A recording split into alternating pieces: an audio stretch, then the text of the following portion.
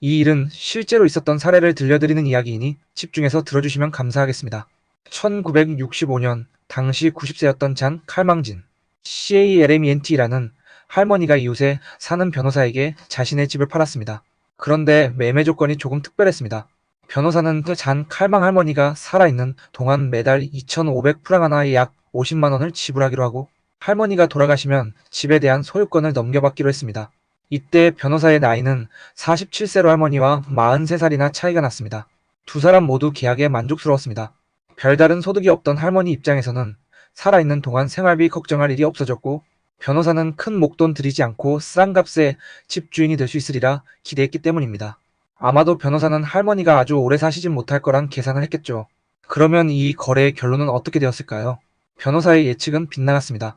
먼저 천국에 간 건 할머니가 아니라 변호사였습니다. 변호사가 77세의 나이로 사망했던 1995년 잔 칼망. 할머니는 120세의 연세로 여전히 생존하고 있었습니다. 변호사는 무려 30년 동안 매달 2,500프랑을 꼬박꼬박 지불하고도 집주인이 될 수 없었던 것입니다. 그가 낸 돈을 모두 합치면 집값의 2배도 넘었습니다. 변호사 사망 후 계약을 물려받은 유족은 할머니에게 매달 같은 금액을 더 지불하다 2년 뒤 할머니가 122세로 사망한 다음에야 집을 넘겨받을 수 있었습니다. 결국 변호사와 그의 유족은 싼 값에 집을 산 게 아니었습니다. 심지어 변호사는 자신이 죽을 때까지 그녀의 집에 한 발짝 들여놓지도 못했습니다. 결과만 놓고 본다면 변호사는 손해보는 거래를 한 것이 분명합니다. 그러나 변호사도 평균 수명을 근거로 나름대로 합리적인 선택을 했을 것입니다. 문제는 거래 횟수에 있었습니다. 만약 수십 또는 수백 명의 90세 할머니와 같은 조건으로 거래를 했다면 변호사는 분명히 큰 이득을 봤을 것입니다. 하지만 변호사는 잔 칼망 할머니와 단 한 번만 거래할 수 있었을 뿐이죠. 할머니의 입장에서는 어땠을까요? 그녀는 왜 잘못하면 집을 헐값에 넘기게 되는 위험을 무릅쓰고 이 같은 제안을 했을까요? 만약 할머니가 집을 팔지 않는다면 이 같은 위험을 감내하지 않아도 되지만 필요한 생활비를 매달 마련할 방안을 찾아야 했을 것입니다. 할머니는 다른 방법은 선택할 수도 있었습니다.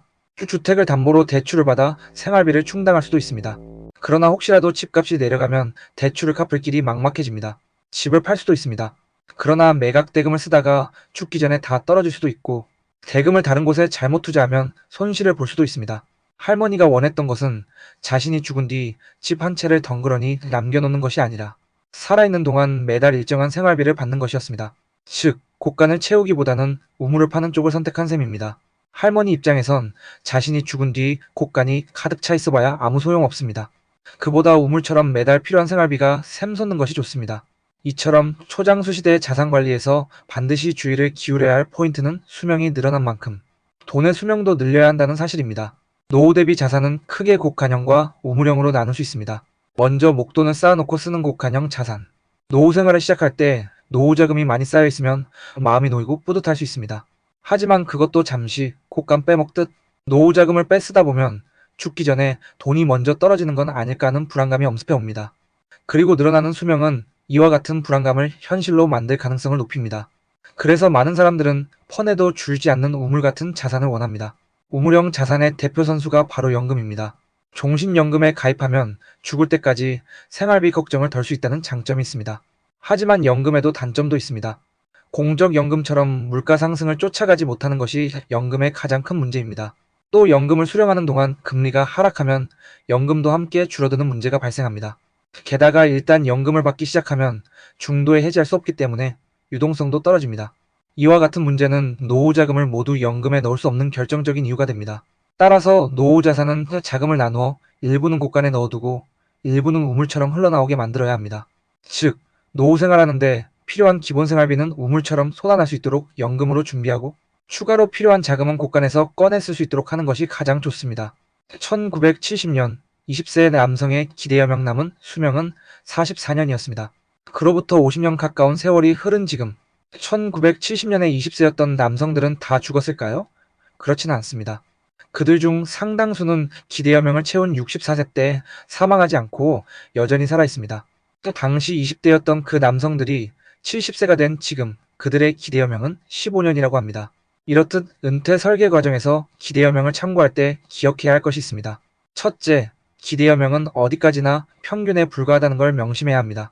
평균을 볼 때는 편차도 함께 살펴야 합니다. 모든 사람이 기대여명까지 살다 죽지는 않습니다. 기대보다 일찍 사망하는 사람도 있고 오래 사는 사람도 있기 마련입니다. 따라서 노후 준비를 할 때는 기대 여명을 넘겨 생존할 때도 기본적인 생계를 유지할 수 있는지 살펴야 합니다. 둘째, 세월이 흐르면 기대 여명이 늘어난다는 점입니다. 이는 의학과 보건 기술의 발달 때문일 수도 있고 살아남은 자들만 대상으로 기대 여명을 산출해서 그럴 수도 있습니다. 예를 들어 현재 기대 여명이 30년이라고 하더라도 30년 후에는 기대 여명이 더 늘어날 수도 있다는 것입니다. 자신의 수명을 예측해 은퇴 설계를 한다는 것은 사격으로 치자면 고정 타깃을 맞추는 것이 아니라 이동 타깃을 맞추는 클레이 사격과 비슷합니다. 클레이 사격에서 움직이는 타깃을 맞추려면 목표물을 정조준해선 안 되고 목표물의 진행 방향을 예측해 앞쪽을 조준해야 합니다. 은퇴 설계도 마찬가지입니다. 현재 알려진 수명이 아니라 향후 늘어날 수명을 고려해야 합니다. 또한 클레이 사격의 또 다른 특징은 총알이 산탄이라는 점입니다. 대략 조준을 해서 방아쇠를 당기면 탄피 안에 있는 작은 쇠구슬 100여 개가 한꺼번에 퍼져나갑니다. 따라서 클레이 사격을 할 때는 정확하게 조준하지 않아도 잘 맞습니다. 은퇴 설계를 할 때도 기대 수명을 정확히 예측하기보다는 어느 정도 편차를 허용하며 기대보다 오래 살 때를 대비해야 합니다.